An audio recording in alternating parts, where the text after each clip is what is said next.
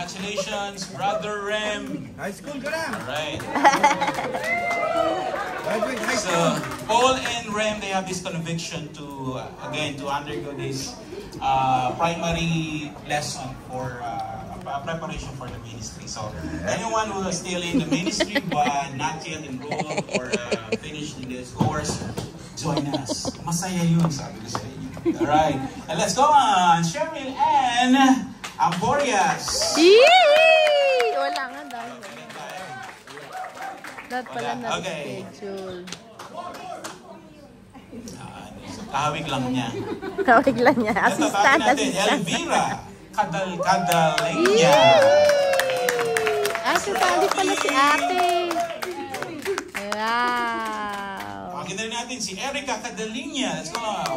Yay! Kasama pala siya. Class. And then Loreto Tabong. Yay!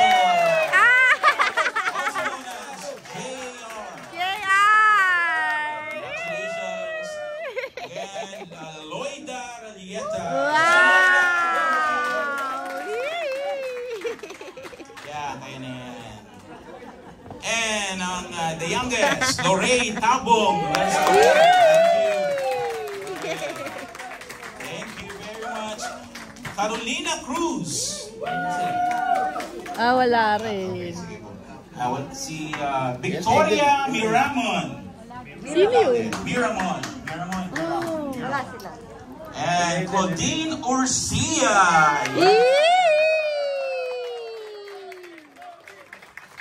Actually, she can sing for us dapat kasi di kami nag-practice.